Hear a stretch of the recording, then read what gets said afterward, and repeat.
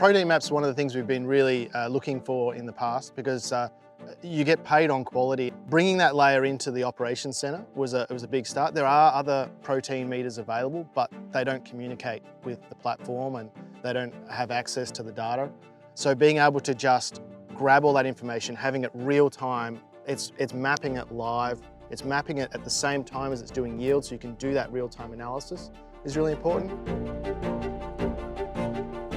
In Australia, the biggest thing is protein segregations. You could grow 6 tonne of fantastic barley and it was all feed one, which is a good quality, or you could have grown malt, which is the top grade.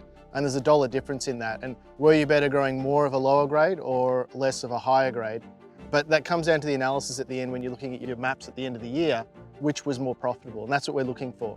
Adding that protein layer helps us better understand whether that area was actually just the highest yielding or whether it was the most profitable. Well, an example last year was we had some crops that finished with some very high protein, and when you go to deliver, there ends up being a cap on the amount of protein that you get paid on, and then after that you don't get any benefit. So we had some very high protein that we could segregate and actually blend that with some lower protein to bring that up, and otherwise we would have been not able to do that. It's going to help down the track for our nutrition management as well. If you've got a field that's got high protein areas and low protein areas, why was that? So the high protein may have been because you've over applied nitrogen and the crop is burnt off. The low protein, if it's below your 10.5%, you probably didn't put enough nitrogen out there because you need to get it up to that 10.5, 11% to optimise your yield. We want to know how this hectare of crop is performing.